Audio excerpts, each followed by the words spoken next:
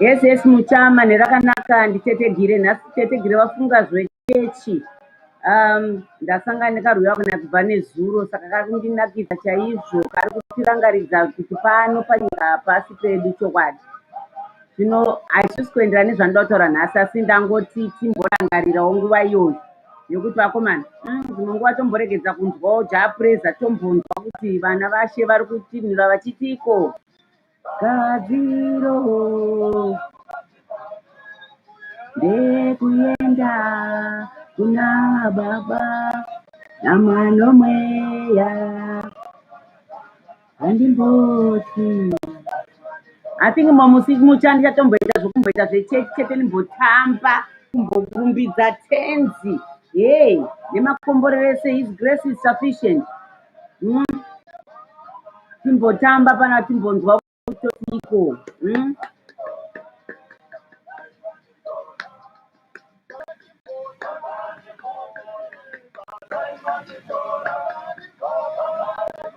ndakasangana nako zuro kachiridzwawo mbva nangoteewega imbokanzwa ndikanzwa kandibata chazvo nhasina kuswera chingoimba saka ndangotereketa ndimbokaridza mbijana. Welcome, welcome, welcome. Muchadaidza vamwe kaunongogara wega here natete nhavedu tanga tifange tine speaker nhasi zvino network yekumusha ndakujoinai for that, thank you. Network yekumusha yatinetsei taane 2 times tichitsvaga vanhu vachiti varikuda kuuya but kumusha kunonetsa network, so welcome, welcome. Tafanira kunge tina mukoma Kudzi who was going to be our first guy to be, second guy. Remember kuna Lazaro akauya last week kanga ari mumaterasi, but we had Kudzi anga ari willing to kuzogara paplatform. We're going to speak about matopics edu atikataura before, husbands and fathers. Tata tichinzwa from perspective yemurume because techingotaura tiri madzimai chete saka takati tiregedza timbotsvaka murume timbodzorokera kwakare. Remember kana tete vachitaura tete Gire natete Flo tukachikudzwa kuti tichadzokera kumashure kunyaya dzedzimwe dzekuti hadzina kunge dzakaitwa represented wero hanzi ndindawana okay saka hatina kudya haana kuzouya saka nhasi tiri kucontinua neblended family guys hatina kunge tanatsopedzera inyaya hombe haitoperi actually saka tichiramba tienda tichidzoka nokuti tinotoona kuti zvirimo munyika vamwe venyu munouya kuzogara pamutorimo mublended family iri kushanda kana iri kushanda toda kunzwa kuti zvenyu zvakashanda sei kana isiri kushanda huyai pano tizoti tiri kuita zvisashande chii isusu tinongotora mavhidhiyo indakudza tete Gire vakabva mublended family but blended family yavakabva ndeyekuti ndasangana neimwe I'm inviting you are inviting ndawana okay blended family yandakabva ini ndeyekuti I can't even remember kuti was I doing it right ndikutozviona kuti I think I was doing it wrong and I applaud the guy nokuti akazongoona kuti apa ndichapinda because my family was a bit big akapindawo saka unongopinda ungoti pay ipapo saka I find that it works nokuti tinange tichitukana kana kudii we try to blend the families together in our own way hi Annie kanjani Maviani uri right here thank you for joining again tonight and I'm expecting your feedback so it's so nice that you always write something that really helps us and my opinions and comments are very much welcome thank you saka ipapo taura blended family ini ndakudza kuti I was in there yedi yaishanda maybe because I was maybe ndaive munhu aive forward asi kana ndiregerere takazoita mold nokuchembera saka I think I used to take charge I'm used to taking charge so ndaimeka sure kuti even vana vacho vemurume ndaiti vauye so vaigara kwavo but I make sure kuti maholidays whether ndiri kugara outside the country I used to all of them tienda navo kunogara neni for holidays and everything I try them kuti vablende nevangu nanhasi they've got a good relation but ndinoyo but da kubvunza kuti kana muri mumauya muri mumba mumadzimai uiti kuti vana vemurume vave a part of who you are because vakadzi tinese tinekuti tikapinda mumba tinobva tati inini wapinda nevana vako ngavade I've heard of nyaya dzinoitika kunze dzokuti baba vambva vanzi mwana uyu ndo vana ava ndo vako vapi chaivo vakaita chaonzi aiwa pano bodo handidi kuti ndivaone pano ende varume vachibvuma that's why ndichida nababa kuti vauye pano kuti zvinenge zvakanaka here kuti munoisa musoro muvhu vana vako votambura iwe uripo variko vana baba baba vakaita remary umbva vati havachadai vana havauyi ende really cut off complete because mai varipo vanenge vataura kuda ndinoda kumboplaya clip yaSteve Harvey yamuri kuona pamusoro apo inotaura nezveblended family yake iye yemhuri yavo vari 7 da kuti mundiudzewo mundipo macomments ekuti zviripo regai ndione ndingaiplay here. This is what's called a blended family. There's 12-year-olds Lauren Winton, then their teens Jason Jr., 27-year-old twins Carly and Brandy, and Morgan, who's away at school. 3 are Marjorie's kids, and 4 are Steve's from previous marriages. These are my sons. These are my daughters. These are her sons. These are her daughters. And that's the way we operate around here. When we first got together, I said, I want all the kids to live with us. Not just my children, your children, but I need all of our children here. The 4 minor children had no option. They were here. We didn't ask them how they felt about it, nothing. She all the time tells the kids, this is not a democracy. It's a dictatorship in our house. He's dad to all, and the proof is in the laughter. This is the Bray family in brown.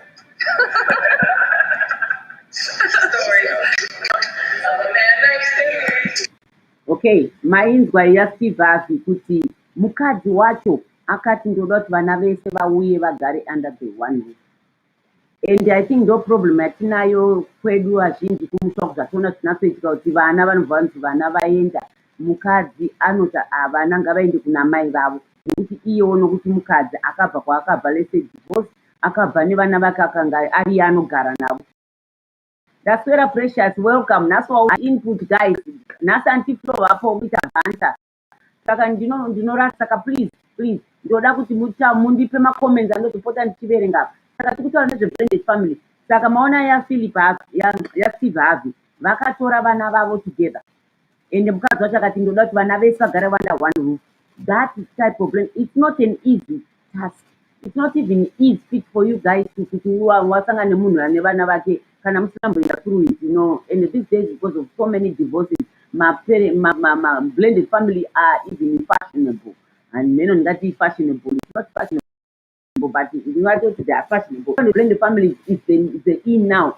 Akawanda kunzo, there's so many divorces happening, and vanhu vari kuzoroorwazve. Saka ndikuti kana maroorwa handiti ndikaimboisa ifoni ndiri kuitira ndigona macomments asingabude panapa.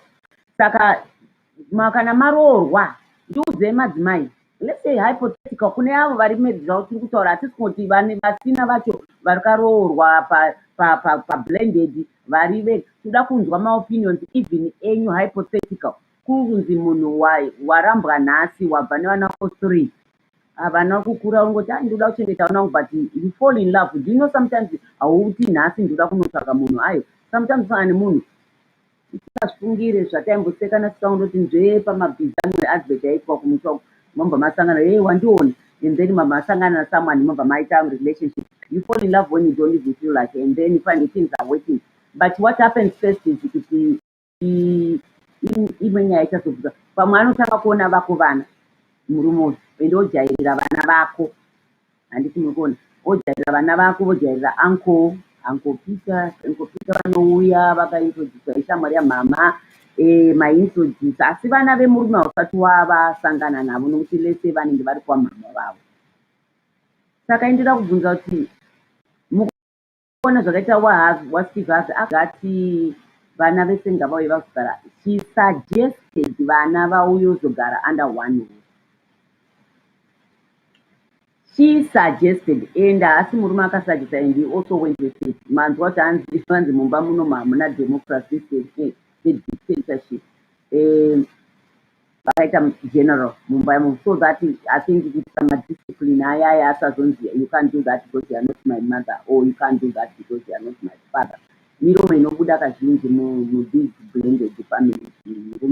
It depends kuti zvizobuda kudaro mamagadzirisa sei kubva kwokutanga, but once zvinhu zvagadziriswa from the bottom, you find kuti mailayer out your foundation yekuti pana panofamba sei. Mwana hambotofa akasimudza murume wokuti you can't say that to me, you are not my father, or you can't say that to me, you are not my mother, I'm not going to listen to you. Kana pakarewa foundation, but how do you lay this foundation? It's not easy. I think mostly vakadzi, we try to overdo things in order for us to be loved. I mean, nothing is wrong here. Unoda kunatsoti zvinatofamba sepa, but to be told the truth, hanzi hazvimbofamba zvakadai, because you are taking two people, two families avakakura vane mumba mavo. Murayiro watinoita mudzimba umo unosiyirana mai. Ukandipa mwana wako nhasi Precious, vana vako kuti vagare neni, the way yavari zamebhinde nakata tinoti vakajai, vanhu vajairwa vari spoiled, vari what, then ini kuti nditry manje kuti ndizvichenjenure. You don't just do that. Kana vana vauya vari kubva lese kwavabva, you need to start learning about them so that you understand vana ava kuti okay, so you know the dynamics yokuti vakarerwa sei. Rega ndimboverenga comment hanzi namucha, I think people need a revelation about all children, that they are truly a gift from God. Parents are just vehicles they came through. Therefore, they need to be treated right. The difficult bit is the betrayal in some situations, and children are produced in such circumstances. Nevertheless, we still need to take care of these children as they are made in the image and likeness of God. True, Mucha, I agree with you, but I think expand a bit further. Because you are in a blended family. Discipline, it doesn't mean I don't love you. I don't say you are not made from the image of God. But what is the process that parents from this type of relationship should do? StveHarvey Harvey, the children were not even consulted. And it's a black thing. Unotongoona baba vatoya nemukadzi munyuwa. Ndikunyepa here. Tinombogadzwa pasi here kuti vatibvunze kuti inini ndasangana nemunhu wangu ndakuda kuroorawo. Zvinoziva kuti mai venyu vakaenda or mai vakashaya, ndaona kuti handingagari ndega. Vabereki vangani or mai vanouya kuzotaura. Maybe mothers might tell their children that I've met someone. but vana baba vamwe vanongoti vana havataurirwe ende vanouya vangani maparents mudoku vanotaurira vana vavo kuti this is the situation, because vana kuzoita act up because maybe they were bypassed, and I believe that kuti comment yamucha is good kuti isusu nyange dei tiri tunzi ndisi takavachengeta vana, we are just vehicles. Vana ava they are made, in the image of God, just like everyone else is made in the image of God. So we need to nurture them. We are given these flowers to nurture them and to treat them right. Because once you bruise it, it develops thorns like a rose. It will be very difficult for you to even get close to vari vana. Saka isusu nekuti the world has changed. Tofana kumove with the times. Kudhara vana vainzi yes, they are only supposed to be seen and not heard. But yes, vana vanotaura kuti ndoda kuti munditeererawo, ndoda kutaura something, and parents are bound to listen because that's the way things are done now. Mai kana masangana nemunhu, ini my advice is always kuti haikona kukurumidza kuti munhu ausangane vana venyu when you don't know kuti where is that relationship going. You damage your children. Havazoziva kuti whether you are dating 6 months, dating very well, 6 months, it breaks and then you rest and you rest. They will think in the end you start being labeled. And haudi kuti uve labeled because you don't, that's not it. Kana muri kudata, and make sure that it doesn't disrupt your household so much. You can, I always advise people, you only introduce when you know these things are so far in my data for a while. You think exactly it's gonna be something, you come and introduce. Because you can't be introducing Peter Nasty 6 months later, someone. Whether you are dating in a very dignified way, some people can go for so they will never have a gap between any relationship. So in between those relationships, don't bring Peter home because you don't know whether with Peter it's gonna work. Because I'm gonna nazvo after 3 months, 4 months, they will see you with someone else. Next time they'll think, is this Uncle John? They go like, oh no, Uncle John is not. This is Uncle John. It confuses the children, and pavana even friends or people. Children are cruel. The other children, children are cruel. They will start calling names because my parents are running what and on the school runs is talked about, and then the children over here. Vaninga vano tease your children in school. Sakana maita madate, don't bring anyone if it's just a date, we are just getting to know each other. You don't rush it to yani kumba. Is that where I say no, it's a no. In it, I don't even agree. Whether you agree with me or not, no. I think you only introduce if this guy proposes and say he's going to marry you, Mark will not do that. So like come and decide to tell man your children I was seeing someone. And this thing is getting serious. I don't know what you think. I wanted you to meet this guy. As Vana to know one thing, and you could meet this guy and this could love you won't love him. Because he's mine. I don't force you to love him, but I would just say, Vana wangu wants this is what it is. If this person is making me happy, they should be happy for me. Because I believe also pavanokura vanava vakauya nemunhu achikuda kuroorwa naye or kuroora, inini as a parent handifani nokuti no. Sometimes ndinopa kana ndichipa advice yangu ndinoipa according to the way I'm seeing things, but I'm not going to stop him. That honor or obligation lies with my son or my daughter. Because if I never you can't go there and say, I don't know whether I'm wrong. I always talk things from experience. I never introduced men to my children unless I knew it was serious. And whatever I was getting, I still at my age, I respected them enough that even them, they never brought Mumba. Muskana kungounza kubeta vana zvangu kuti auya nemusikana sleepover. It never happened. It was an unwritten code. We never talked about it, but I think actions, like you say, children see the actions, they never did it. They would never bring him muskana and I had boys who could have come with girls up and down, but you never see strange girls in house. I never used to see that. Because of this unwritten code, because I never brought men home. Only when I was engaged and almost getting married. That's when I introduced them to a man. So that way, respect you instill in your children, they'll also respect you back. So when you move with your children to this blended family, I think blended family is the hardest one because ava vana vakura kumba kwavo vana mai vakuva iwewe don't come and be a mother. Chinonzi muda kureplace. Whether mom is alive or mom is deceased, you are not their mom. You are not their dad. You are not going to replace. I think let the children know that a partner to replace whoever is not there when these two families meet. But they are gaining a proxy mom, a proxy dad, a friend, an auntie, where you start blending so that you gain the trust of the daughters. Because my daughters are my teenagers, they always think of their mother as well. And to blend the name of Vanita Shanji, because girls and dads, they are close. So, princesses and all that. So they don't play a jealousness, yeah, my love on them, on you. So you have to trade very carefully. I think boys are easier. I don't know. I had that situation. Boys were easier to bond in with the new dad, and they just remove themselves and put a wall which you don't see. They pretend, but just like any man, they pretend, but to say everything is all right. Let me read comments. And it's true, there should be introduction when the relationship is promising and going somewhere. That's true. Because I'm watching, that's why introducer. Why introducer? It's confusing to children.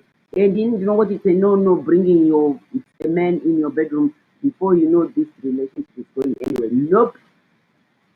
There are hotels, if you've got to each go for theater, try to find, but respect your children because they will respect you too.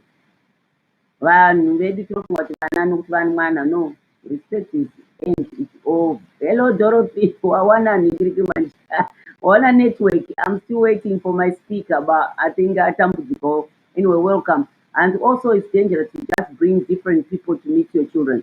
I've heard of predators who end up molesting children they were introduced to. Exactly. It does happen, and some children, whether they are molested, they will never say anything because they are told, I will kill you. And that also happens. So we want you guys to be once the Buddha relationship, consider your children first, because they are a part of you, and they come first in any relationship. Banabako come first. No matter how much I fall in love, my kids are there. And that man will know that. Can I sing that in for you? Then it's I don't want to choose. I always give you the choice. I don't want to choose because to choose that you know. So let's not go there. Your children come first.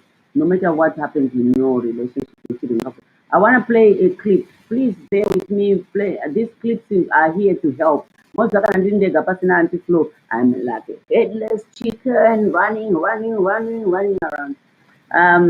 So banta inenge ishuma saka ndichida kuti mutumire macomments apo. So ndoda vaona clip yaSteve Harvey nemukadzi wake. I want you to comment kuti what she said, was it right? Because when she said she was the one who took over, I think most of the things run the home, which is what a woman should do. Because I think even the men who feel kuti vana vangu has been accepted. But zvatotaura zviya zvataitaura kuti takambotaura nezve stepmothers and so forth, kuti how they treat vana. It comes also in this blended family. When you mix these families, vana vako nevemurume, are you going to treat them different? You have to learn to equalize. Kana mune ice cream, zvandaita inini ndaitanga nemudiki, it doesn't matter kuti mudiki ndewangu kana kuti mudiki ndewani. So ndichiziva kuti zvinhu zviri zvandatenga maybe hazvizokwani. Saka nyange ndikazvicheka noti pazoti ndotanga nekuti mudiki. Itai order yenyu yemakore. Pika mudiki opika. Mukuru akashanda unonzwa kuti ndozvazvinoita nyangwe neni mukuru ndashayawo. Mukuru unofanira kuziva kuti vana vadiki vanotanga kudya iwo usati wadya. So zvasina basa kuti wacho anhonga ndewangu here ndewaatete aripo ndainge wati mirai nemakore enyu wedza makasiyana ne3 months anenge achingori mudiki chete kune mumwe wacho munyange gore rimwe chete mirai makadaro in that age, in that order. then uyai mutore machokoreti okwake munoziva kuti aibikwa ka machokoreti okwake saka ndatanga ndavati nhongai 111 of free choice handiti vese vonhonga raini rese then ndotanga futi vadiki uyai futi mutange kunhonga vonhonga futi vadiki saka vadiki vazopesera pamwe vane 4 machocolate vakuru vane 3 mwapa wokupesera mukurukuru ane 2 so that way it was fair and they knew that what happened kanchirova is the same thing mirai futi nehodha yenyu yekukura une makore mangani ndokurova we5 iwo ndokurova 6 iwo ndokurova 10 ndamutema shamu dzenyu panze so hapana iti takaenda kwaantiwo tikaenda kwamama ndozvavanotiita vanotidaiwa vana vavo vanosura chita zvavanotata hapana zvavanoitwa isisi tinorohwa no punishment everybody ndiani aita izvi hapana kuda kutaura uyai mese hapana kuti wangu kana kuti wani that treatment iri equal basa remukicheni vakomana muri kuita mukicheni wedha mukomana wangu mukomana wanyu vese vakomana ndinasi ndimi kuita kicheni mbamatibikirawo tii yemanheru vasikana ndimi kuita breakfast mangwana mba ndo zvazvinoitwa kana musiri kuzviita kunze muchiswera muchiti munonotenga hembe kugeto motengera kuprimark zvipere nhasi tete vari kuti no makada you love this man you should love whatever came out from his loins those children vachengetei zvazvinoita mwari anokama will be a bitch to you because chimbochengeta vana vachibata keresi vanobudira muupenyu vako vagotadza mangwana agonyadziswa nemwana wawaitika bhutsu achienda newe kunokutengera hembe kunonzi kuwalis kunodhura venyu vasina zvavari kuita so don't do that chengetai vana vanzi they are blessings from God these are just vana mapudzi and when they are acting up it's because you need to understand kuti vanhu vachingoti why did our parents divorce why did my mom die why did my dad die those are questions they can't answer so they take it up with their actions hatred why are you here and my parent is not there if you understand that give them time the time goes on you build that relationship it needs time it doesn't happen overnight I'll show you this little clip hanzi kwedu kwaitanga kupiwa vakuru aiwa inini ndotanga vadiki nokuti ndakazviona tichikura kuti isusu taigara takadya tsaratata inodzidzwa tsaratata dzehuka vakuru vachitora zvidya unosangana kuti mwana mudiki wakatarisa so ona baba wako kana kuti ndambuya vese vakuru vachiita kubvambura kudai iwo uchiita kutetenera kutsvaga mutsipa uya kuti utsvage nyama utsvaga tsaratata dzondora which is what I want now kana vakauya huku ndototi ndipewo dzondora dzacho and so forth nyama chaipo mapapiro bapiro harina kana chinhu ende waipiwa kapapiro nepapiro kaichekwa kari bapiro chete kasina kubatana nethe other one zvotoita kukota chicken so ifanira kuti vakuru vainzi vanhonge first which was wrong ambuya vangu mai vamai vangu vaiita zvandinoita izvi mai vangu vaiuya kuti huku kana yabikwa vanoto zvidya ndozvavaipa vazukuru vavo ende taifara kana varipo nokuti vaingoti musi wauraiwa huku ndisi kudya nyama dzacho dzataisiona vakuru vachidya as a child looking unenge uchingofunga kuti what saka chifunga kuti ndiri mwana womukadzi anga asipo what would I feel kuti ndiri kudya mutsipa and we used to complain nenyaya yekupika nyama ende kana iri senyama chaiyo yakaita sedhiki vana bhudho yangu vaita kutoseva nesadza iwo mudiki uchingoramba kudai paunozoti bububu kuti unhonge waona mundiro hamusisina kana chinhu mangosara muriwo nyama yaenda so I think we need to learn that kuti vana they are flowers which need to be watered which need to be make sure you nurture them pruna and so forth but prune in a good way that you don't destroy the soul so when you discipline sometimes it's not your way to discipline sometimes you also need to know more about this children how they were growing up from your partner either way be it mukadzi kana kuti murume masangana nevanenyu saka vana vaigara sei how was it at home but kazhinji murume doesn't really know kuti vana vanenge vachigara sei because varume vanoenda kubasa adzoka kubasa opfuura chiona venana bhiri netse and vazobva panouya kumbazi so they don't interact much pamba nevana apart kuzoudzwa mareport namai or something like that so you find kuti sometimes they are not well versed even nevana vavo havasi hands on as compared kwatiri vanamai but still you can just check kuti vana vari kuita sei vana vairerwa sei so that you also learn the routine yaitwa kumba kwacho so that you can also mold it. I'm not saying follow this exact routine and become like what it was there, but it will make you, it will help you make the right decision when you try to talk to vana, because even how the discipline was carried in Mumbai, you need also to know all that. So once we are equipped with all the information about the family which is coming to join you together, and also murume wako mudzo, this is how it was, and baba vavo vaidayo, so that he has also an idea on how to approach your children, and they become your children together, ours, not you and you, no, and our children. Mamunzwa mukazi waSteve Harvey ati our children. So once you remove that divide of saying, do you see what your child is done? Do you see what your children are doing? Muromo iwoyoyo hautombodiwi zvachose mudhisi dynamic family you are trying to create, because mukutoramba makaisa that divide and divorcing the kids, and they might not even come together. They're going to play that clip, and let's just look at it. It's a 5-minute clip. Please bear with me and just listen to this lady trying to talk about this, how to go about this, and how to thrive as a step family. I just want you to see that.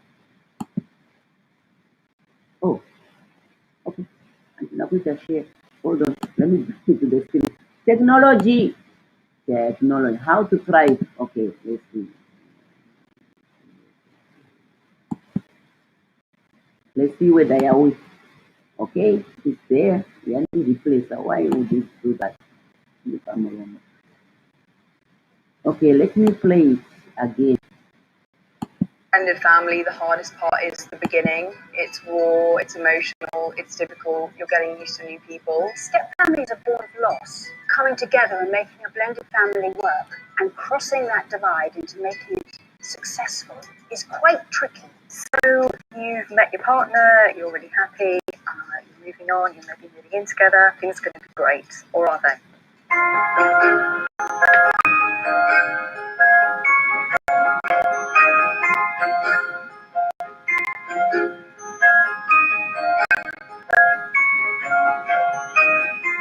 Don't expect it to be perfect. Don't expect the children to love you immediately. The children have had losses. The children need to mourn what used to be their family, and things have changed. Everything's sort of moving about and shifting. So give everybody time to do that. They will do so at their own pace. Don't expect them to be where you are with your partner. Recognizing it takes probably 4 years as the average for a step family to form. So, don't rush things. You might have been together 2 or 3 years, but you're still on a journey.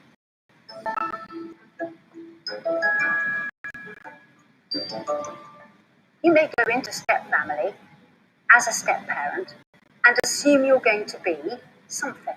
Maybe it's a surrogate mother. Maybe you want to be the bonus mother. Or maybe you want to be nothing at all to those stepchildren. But also, you're dealing with the children's expectations of you. If I ask you what a mum is supposed to do, or a dad, a biological mum or dad, most people have a great idea, we all know. But if I ask the same people what's a stepmom, what's a stepdad, I'd probably get different answers. My own research found that stepmoms have significantly higher anxiety than biological mums. This confusion with role, not knowing what they were supposed to do. Were they supposed to take more control in the house? Were they supposed to be more integrated with the children, leave the children to the biological parent? Think about what you're comfortable doing. Are you comfortable spending more time with the children? The important thing is to talk to your partner. Work out what role you have in your family. There are no rights and wrongs, but it is important that you both agree.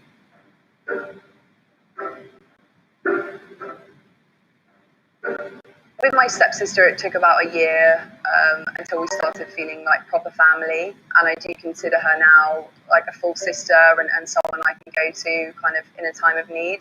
It probably as well took a year until we started bickering like you do over clothes and shoes mainly, and I think that's when you can really tell that you're starting to feel like a family, when you feel like you can just lose your rag at someone if they borrow your crop top. Step families are often very busy homes. There can be children from both partners, there can be children from a new partnership. They may not all get on. Again, that's really common. Siblings don't necessarily get on. Try finding ways of engaging all the children. So try and develop something to do, an activity with each of the children, so they can feel special. They can develop a relationship with both their parent, their biological parent, and also the step parent. So find a thing to do. It might be going out on a bike ride. It might be making cakes together. Whatever works in your family. Each family member will come into this new family with different memories.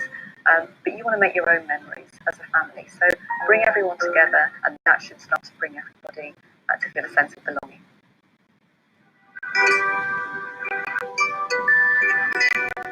Some of you might have heard the term Disney dad. It's a term that people use where the biological dad sees his kids perhaps at weekends or holidays, and he's got to make it the best time ever.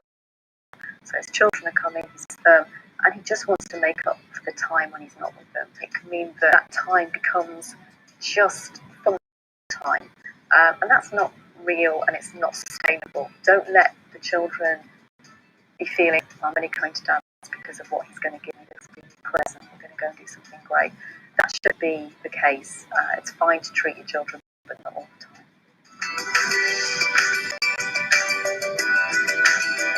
When people ask me if I am upset about my parents divorcing, I would say no, like never. I'm so happy now my parents are happy in respective relationships, and I gained a sister and 2 older brothers, and for me now having that, like that's worth, maybe a year or 2 of some quite hard times. But now I look back and I think, wow, that's great. I've gained all families.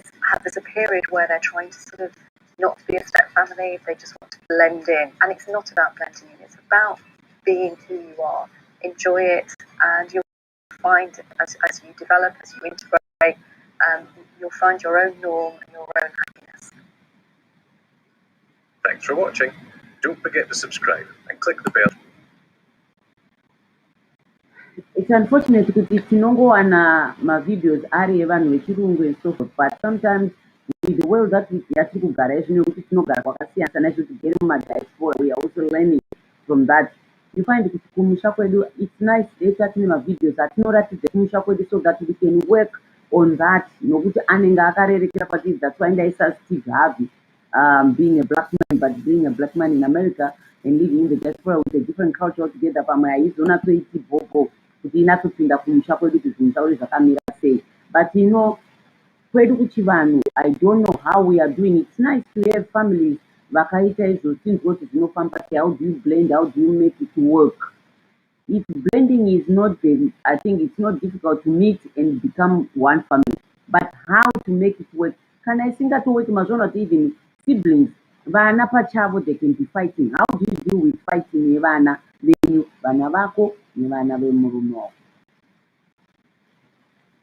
How?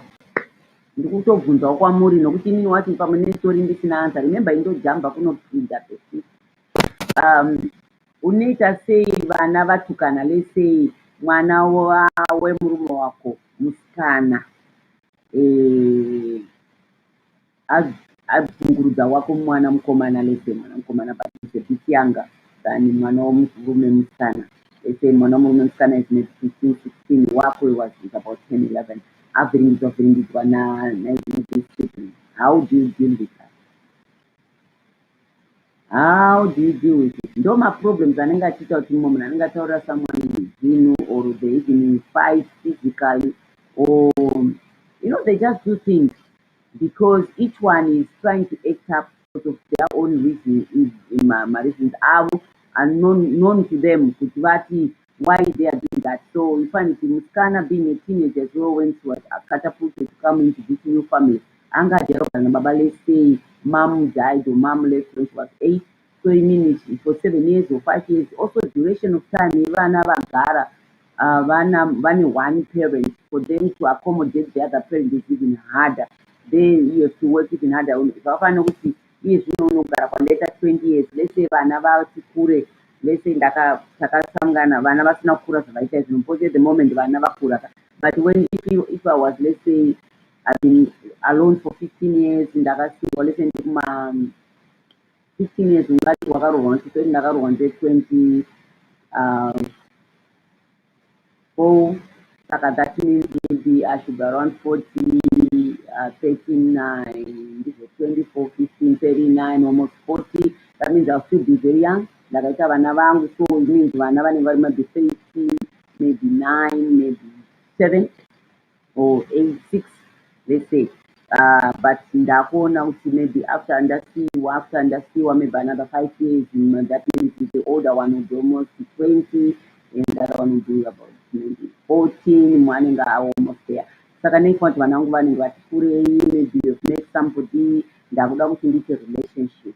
Remember, vana vagara neni for those years, vangojera kuona mama and everything we do started surrounding us, and you know, hapana a male figure who has been in the picture.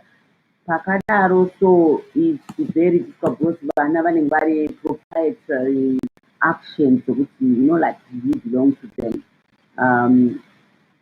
and they resent anyone coming close to my vavo or vanotoita nyama. I think some of you have seen my movies. Vana vokuti mukadzi auya pamba, they try to do things pamba ipapo zviya zvokuti you go. Their aim is anoenda, but manzwa from the video ndataura nemadzimai vati, you know, it takes time, and also it's not something that happens overnight, and in the end kana vari sevana, the benefit of it is you gain a sister, you gain a brother, and you will have a better network, you know, yamune munayo as a family. Vane vanova unodedza kuti masiblings. Even one thing we should know, kuti even vakarwa, we should know kuti even vana vemurume mwese nemukadzi mumwe chete vakura vese, even what they fight, and sometimes they spend years without speaking. Hazvishamise, so nyangwe vakatukana ava, but nokuti vana different households which came together, you always think kuti vangade vasingade, they should love each other all the time unconditional. No, it doesn't work like that. Because to tell you the truth, it happens with even siblings, they fight. Vakutadza kumhorosana kwemakore. So even vana blended family, they will fight. It's healthy to fight. Because that way they will know each other, and they will even to make them grow to love each other.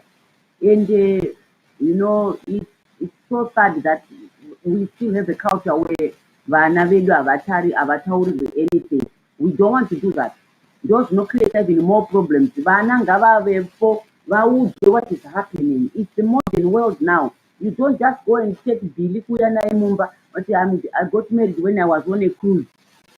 Kana uchiri kutogara nevana kana ndiri kumba kwangu ndofana kuti ndaita marry someone on a cruise.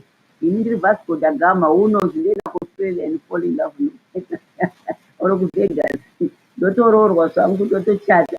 Ndoya ndombovaviga vababa sezvo unondigara kowepa umbovigawo kuti vana hatini ndakasangana samwana, what do you think, ndikati ndiroro. But anyway, vanangu it's not like that. They always want me to have somebody. So it's just a matter of telling them, I think I found someone who makes me happy. It's just telling them. And I think it's going somewhere. I'll update you on the details, but this is serious this time. Because they know very well that in my years of being single, I've never come kungoti ndauya nababa vanyu wanaiwa Tietes atitambe chidaraiwa aitweyo tinongovinda kupa ndoko. So tomboona kuti tiri kumbofamba sei tichienda kumamovie, tomboona kana zvazoita serious, that's when we bring. So it's nice, it's respect. All I'm just telling parents is to let's respect it in vana vedu. That way, if you bring somebody wavapa that respect, they will respect the person you are bringing. Nokuti hauna kungouya kuzoti ndauya naShila. Hello children, meet your stepmother. It doesn't work like that. No, please. Vakadzi totomboedza. Whether madana naShila kunzoko and mauya naShila wacho, one Shila is just 3 years older than your first daughter. Hey, you bring a stepmother who is so young. Those I think blended families, we need to think of that. Even when I went to go out, kuya nemukomana wokuti zera nemwana wangu ane 40 years, ndonotora 40-year-old uya naye munomba. Ndoti ndo baba. It's a personal choice, but for me, I know I always talk about me, so don't rush, don't give me my clap. Ekundirova kuti ndataurizo. I speak for my own opinion. Kuti I wouldn't want someone who's very young, just kuti vana vangu, they will find it a sibling or even someone to play with. Pasina respect. Ndoda mujara wokuti akapinda mumba ndakati ndauya ndamujara ndauya nababa. Handizoti mujara, I'm not talking of 80-year-old ayo. Nditaurawo munhu wechikuru wokuti vana vangu they respect, you can be like that. Vanoda vechidiki ndizvozvo, but vanoenda mwana wako anoda kuenda clubbing nemurume wako wakucomplaina because wakanotora mwana wako kunza mumba kuti uite izvozvo, then he goes out achiri kunzwa zvekuenda out and anoenda out nemwana wako vatoma best feed vakatosvika kunzi this is my stepdad. Really? Baba wako baba wangu tinoenda tose kuclubhini and so forth. Wane mai vakutozokesha vese vari kuclubhini ikoko. Would you like that? No. Saka munhu wokuti naiwe ukati ava ndo vanhu ndavo ndo baba vauya ndava vanhu izvi naona kuti respect that. And I was like that. And some people make it a point to really know and form their own relationship with the stepchildren, even going on dates before marriage, because they are really intentional and want to be properly integrated as a family. I agree with you, Mutage. Because remember, Muklifu Miamanzi, kana muri blended family, itai play date, amunotora vana whether bicycle riding, avakura pachirungu, kuti vanhu kwedu tinoita tingaite sei sekumusha, hatina zvokuenda bicycle riding, hatina zvokuita even muno. What do we do? We are not those type of people who do these sporty things. What are some of the things you think a blended family should do together, apart from having to go and have meals together? Inini semuno mukuru kuno kamusingadi zvebicycle riding zvinoitwa nevedu ava vechirungu, endai kubowling. I think bowling is a good place, and put inoitwa panze iyo, taking the family, depends how old the children are. Haikona kutora vana kuenda navo kupaki inonzi kumarides kufair nevana vanenge vakakura. No, you need to ask them what is it that you want us to do, because you might separate doing things. You might go to the movies, together. Vana choose a movie and you all go to, yes, we are in Nigeria.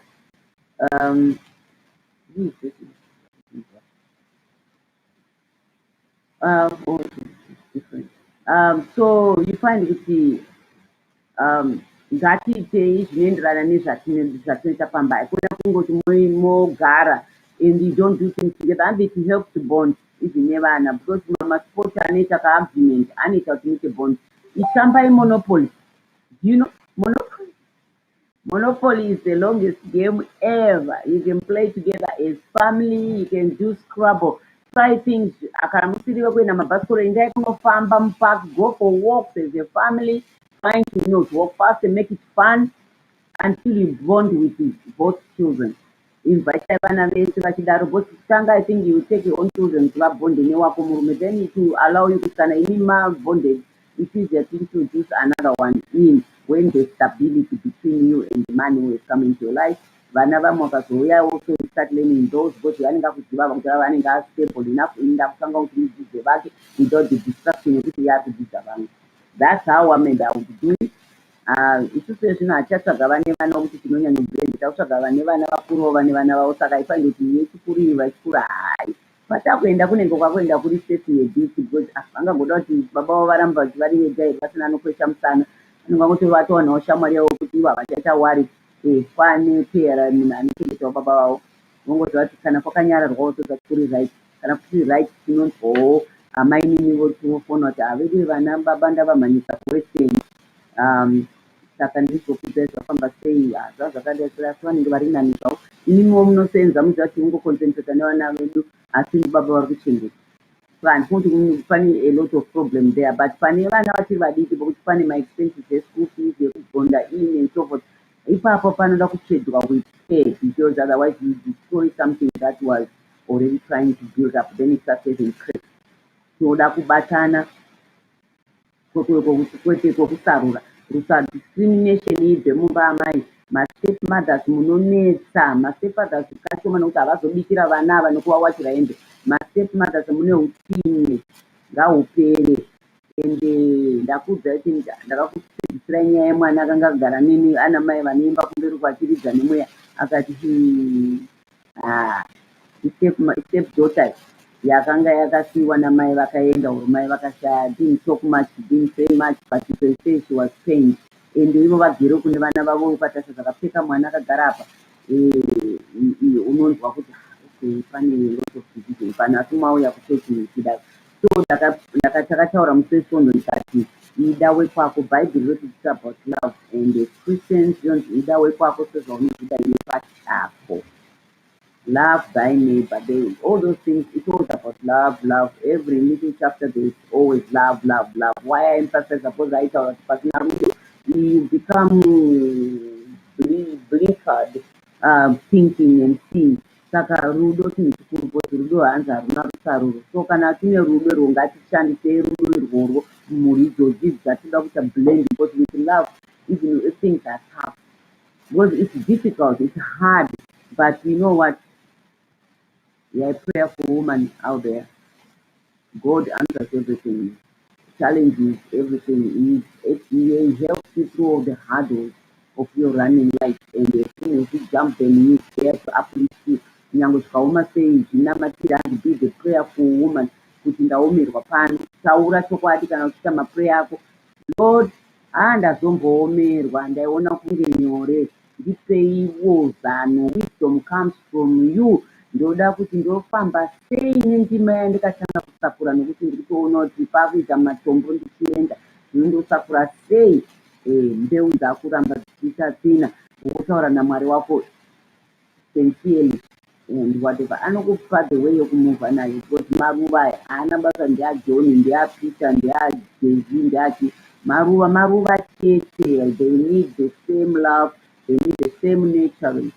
And I'm not sure what activities to do back home, but maybe talking, being interested in their lives and supporting them as you do your own children, in prayer for God to meet us together.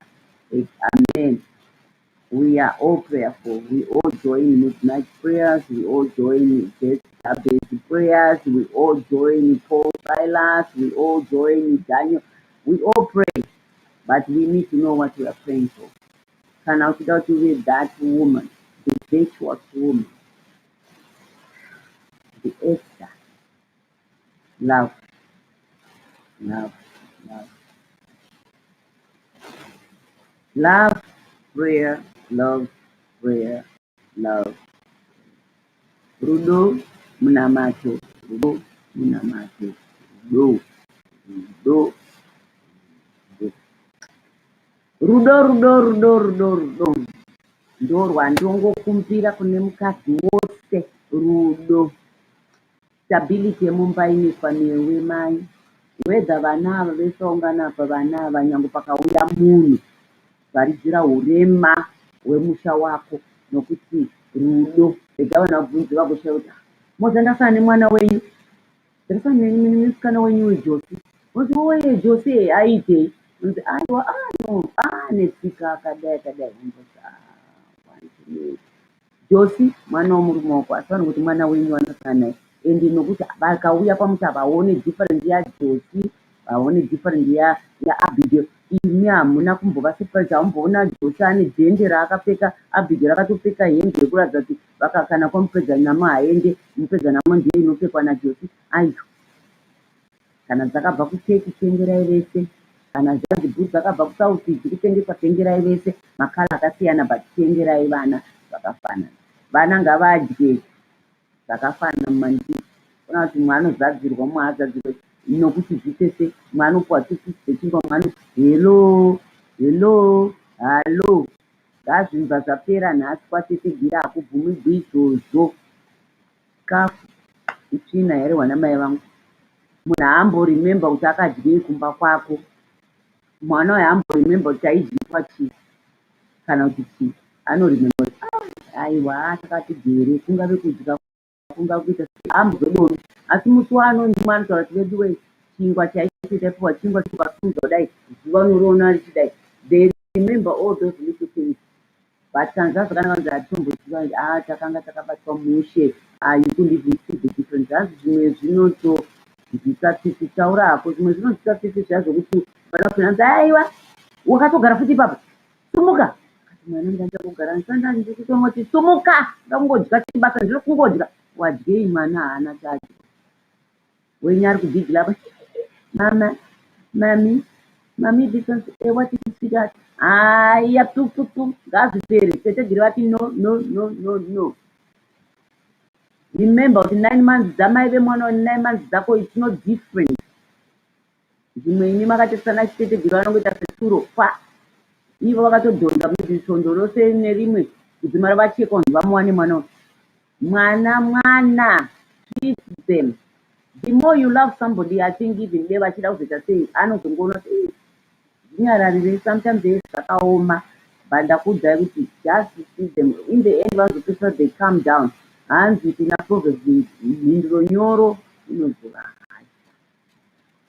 So I don't know fana pandasiya here pane handofunga zvinosara haiperi iyi nyaya haiperi nokuti it's an ongoing thing zvinoitika mazuva ese zvinoteta kubata mastep mothers. I think naflo we are going to talk about step mothers which is also deriving from these blended families.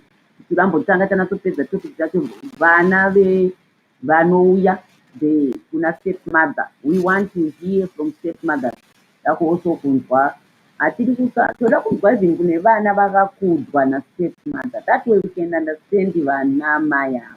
Ndakakuudza kuti muparidzi akati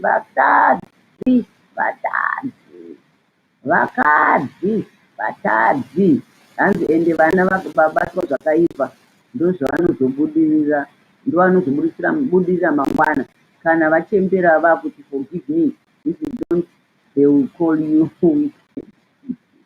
ayo kazhinji forgive them for they don't know what they are doing. That's what Jesus said. Vachimudira wine vachimupfekedza mufudzi yeminzwa akati still forgive them. That's why since forgive 77 times 7. Let's see them face the maker. Iwe siyana nayo duty yacho iyo kuti vakakubata kereke vanozopesa kubata kunzi mwana wangu. We see a lot of dramas, but those dramas anoitwa so ukatasama Nigeria dramas unaona madramas iwayo kuti vanenge vachibata mwana wayo careless vachimuita sewavo vachiita basa kuseka chikiki vakagara pakona vakagara pakona nemwana wavo mubvana iyo uyo achiitwa kunge slave ndiwo zonatoroorwa mubvagara mushe wavo kana ambauya nhungumba aroora hapana vadzoka pamba jo vakutambura uya zvaichiita zvese zvapera uyo wavaidzidzisa wachirova ndiye aibikiswa aive bhoyi repamba wani atodzidza to be a perfect wife nekuve perfect mother nokuti ndiaiitwa zvese inganoita itiko dai ugochengetwa mwana wesista yadzoka aibuda osiya mwana ndiwo unochengeta wakabereka kumusana chase vari kutosimbisa mumwe iwe tienda ungotsensi vari kutosimbisa iwe kuti usozove mukadzi anomira mangwana achinzira imba yake ichisimukira. So iwe unofunga kuti uri kufikisa mwana uyu but uri kutomuropafadza. You are giving that child blessing. Bless your children as well.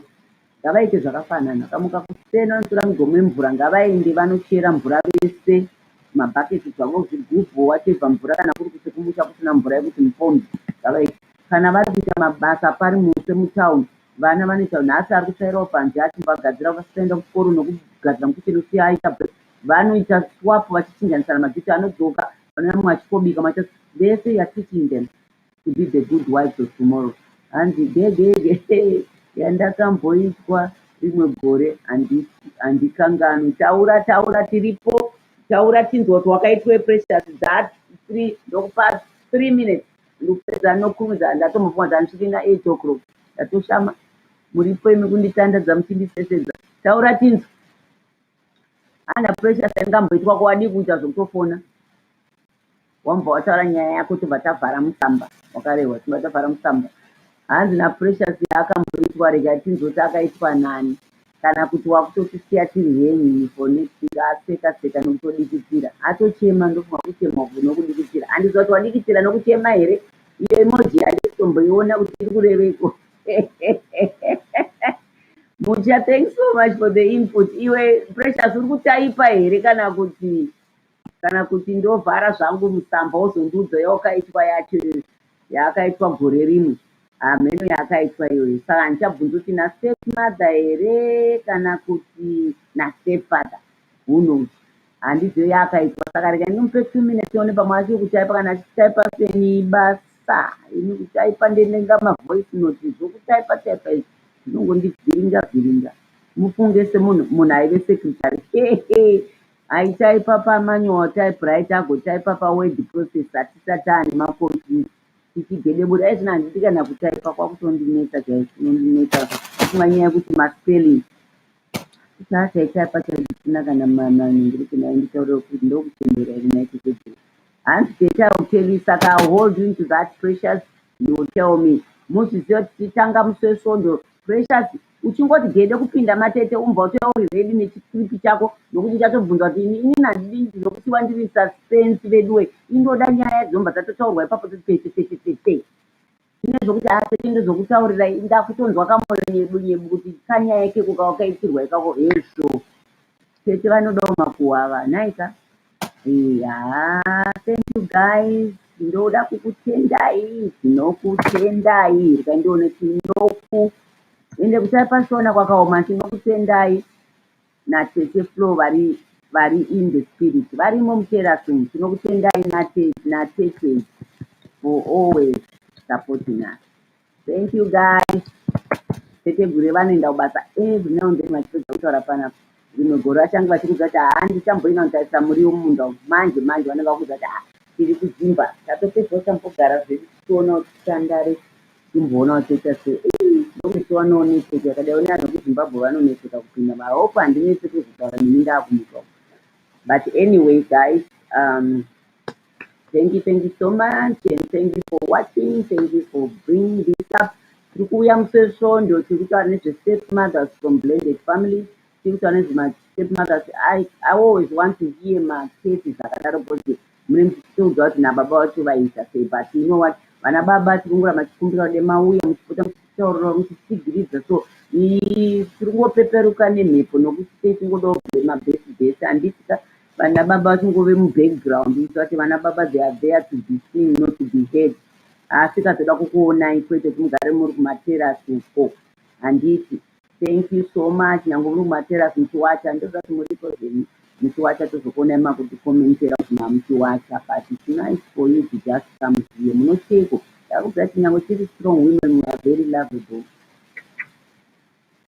tete G vanoti bye mune svondo rakanaka zvakatasangana musesvondo I love you and may you be covered in the blood of Jesus, be protected, the Lord is our shepherd, his grace is sufficient, may it also be your portion.